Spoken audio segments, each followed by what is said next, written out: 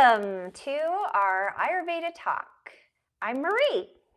We're going to talk tonight about the importance of meditation. So, I am talking about this mostly because I have people that come in and they have so much disconnect between the body and the mind.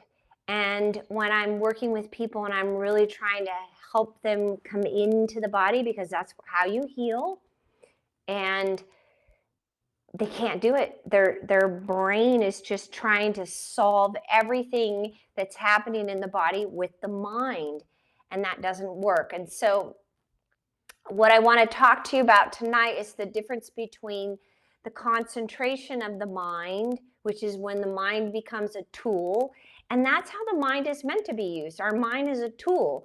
It's meant to be helping us solve problems, be able to concentrate on a project so that it can get done, or even like cleaning your house, you have to be able to use your mind to know how to organize. I'm going to start here and finish there. And so that is the usefulness of the mind and the ability to concentrate to get things done. But what happens is we have been taught that it's the mind and only the mind that can solve our problems, including whatever is happening inside the body. And that is not the case. It doesn't work. In fact, it makes people crazy. They feel like they have chaos going on in the mind. Now, depending upon your constitution, the busyness of the mind will show up a little bit different.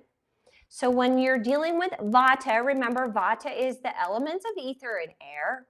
When you're dealing with vata, their mind tends to be more chaotic, more scattered, because it's like wind, it's like a windstorm. So it's moving very quickly. And that's how it oftentimes shows up for those vata individuals. Or if you're not vata constitution, you have a vata imbalance, it will feel more chaotic inside, more anxious. And so we want to give people ways of kind of managing that. How do I calm down the mind? Okay, so that's how it shows up for vata. For our pitta individuals, they ruminate, they fixate, they start thinking about something and they go round and round and round and round with it, and they can't let it go. There's an intensity behind it. Those are those individuals that have a hard time falling asleep at night because they're problem solving in their mind all the time. And they try to apply that to their body and their consciousness. It doesn't work. So then you have by the way, pitta individuals are mostly fire. And then you have your kapha individuals. And what will happen with their mind is it becomes dull. It becomes lethargic, heavy.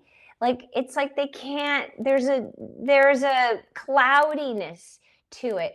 And so it's difficult for them because they actually need a little bit more activation. So we're going to talk a little bit about how we can learn the difference inside our own minds when we're going into meditation between that concentration, which is an effort state, and meditation, which is more of an awareness. You're developing awareness. You're becoming the witness. And I talk about this stuff all the time, but if you can kind of understand, hey, this is what's going on with my mind right now. Mine feels more like that windstorm, or mine feels more like I've got the intensity and I can't settle it down. And remember, when you have the intensity going on in the mind, it can feed those intense emotions that can show up with pitta, which is anger and criticism and judgment. And they get pissed off. Okay. So I just want to talk about how meditation really needs to become a way of life. It needs to be part of our daily practice.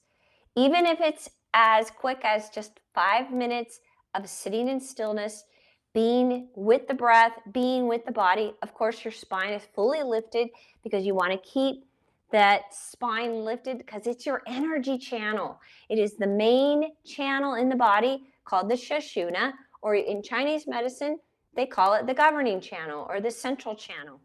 It's the most important channel because it feeds all of our more subtle channels. So keeping the spine lifted is very important.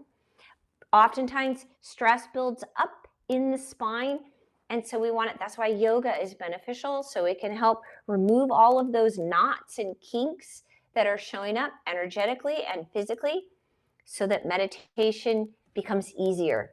Okay, so meditation is not concentration. It's not concentration. In fact, you want to start feeling as you sit in stillness the difference between a concentrated mind focused on a project, focus on the math problem, focus on resolving some sort of an issue where you need all of your attention. It's a tool. That's not meditation. And how you know is because concentration involves effort. There's effort involved. And if there's effort, you know you're not in meditation. You're in concentration.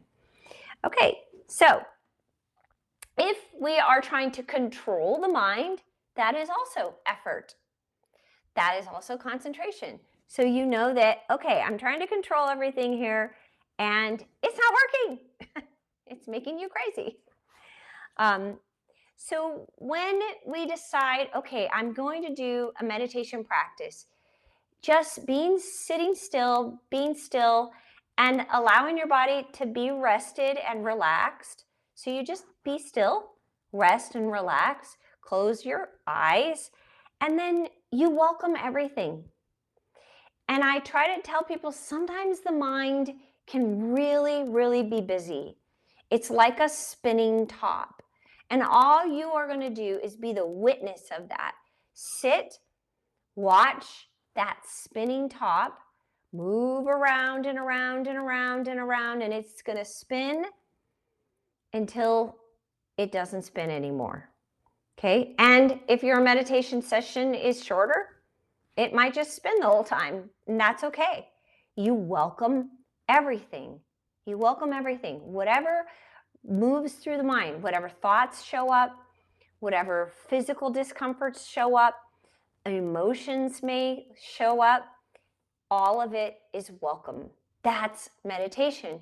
You become this rested, still witness of whatever arises, and you welcome it all. We don't resist or push against or try to force the mind to think about certain things. Oh, I gotta focus on stillness. I can't meditate. This is what people always say. I can't meditate because I can't empty my mind. That's not your job. That's not your job. Your job is to sit in the beginning and be still and be the witness. Just watch the mind being busy. Watch the thoughts that come through the mind, because you'll start to discover that there's two things going on. So what is that dialogue? What is the maker of effort? Who is it that's creating all the effort inside of us? Well, that's what we call the ego. It's the ego. The ego is the one that has all the dialogue. The ego is the one that has to effort everything. The ego is the one that has to try to solve all the problems, okay? So we want to free ourselves from that. We want freedom. You want freedom. Freedom is not outside of us. We have to remove our focus from the outside. I have to tell people constantly, we are in charge of our own peace of mind. Stop thinking that your partner has to do something a certain way or speak to you in a certain way so that you can feel better, or that our government needs to show up in a certain way so that we can feel better. I'm sorry, we have no control over that. What do we have control over? Right here. This is it. We are in charge of our own peace of mind. We are choosing peace or not. So how do we do that, right? Well, one of the practices that you do daily is a meditation practice. And then you sit and you be still. And whatever your thoughts are and the dialogue is, around your partner not showing up as usual. He's not doing this again, or she's not doing it as usual. I can't rely on, my workmate to get their part done in the project as usual, right? Whatever the dialogue is, we witness it. We just witness it till you allow it. What I really like to do for meditation is to just move into stillness and begin to use our own senses. So you sit and you be still and you listen. Listen and notice external sounds. For me, I meditate every morning, and now the birds are coming out. I love it because I get to hear the birds. I live close to a meadow, so the birds are really coming out, and they have all their different songs. And you listen. You listen to your own breath. You listen to your own heartbeat. Whatever sounds are around you, you just listen with no judgment at all. There's no judgment. Now, if a dialogue starts up around certain types of sounds, just be the witness of that. Okay, and then you do the same thing around feeling. Like, so say you're meditating outside and you feel a breeze, or say you're inside and the heater comes on and you feel the heat coming through the heater. You're just going to allow that experience and witness, how is my body responding to this breeze, right? And starting to notice the difference between, oh, I like this. That's my preference. That's pleasurable. Oh, I don't like that. All right. That's also something you want to witness. We want to remove ourselves. Those are called samskaras. Samskaras are your karma. Samskaras, they're the good and the bad. They're all samskaras. They're all impressions. We want to completely withdraw, be the witness of all of them. Because if we want to only focus on the preferences that we have, then we want only good things. But what we're trying to do through our meditation practice is get to a place to where we allow everything, whatever shows up. Okay, so then you can also do that is sometimes move your practice into developing awareness around how you move through your day. So then you start to notice, I'm looking at this object and I'm just going to witness it with no judgment. Like a child would, right? When they're just learning. They don't know what a tree is. They don't know what a flower is. They don't know what a vehicle is. So what if you were to view something for the first time? No judgment at all. Your experience with that would be completely different. So we start to then take this beautiful practice that you can do every day and transfer it into our everyday lives and become the witness of whatever arises. I'm in this situation. I'm in this conversation with this person. And now I'm going to witness what's arising in me. And instead of reacting on whatever arises, I'm just going to be the witness of it, be still in it, and allow myself to respond in the moment from a different point of view. So eventually what happens is you move into this empty consciousness, right? Where thinking will stop, breathing will become quiet. But that takes time, and you have to do the practice. And then you get to take that with you. That peace that you are cultivating through your practice, you start to take it with you through everything you do.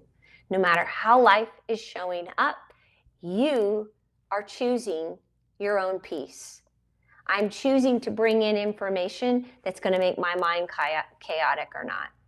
I've made choices in my own life to not watch the news, or to not have conversations with my daughter at night, or my stressed out sister, right? Because I know that my daughter wants to talk for a really long time, and then I get tired and whatever, it does something to, or my sister wants to complain or whatever. So you start knowing for yourself what is going to help you maintain your own peace. And eventually then you get so good at that practice, then it doesn't matter what anybody says anymore. You can always hold peace. Always. Well, I'm looking forward to that. Okay, so that is what we're going to do at the end of the class today. We're going to have a practice later that is a meditation that is just about developing awareness. It's very short, but our yoga practice today is a practice where we're going to move into awareness through the practice. So let's get started with that. How to have awareness in the practice, a more meditative practice, kind of like a walking meditation, but we are taking that and using it in our yoga practice tonight. So it's a meditative yoga practice.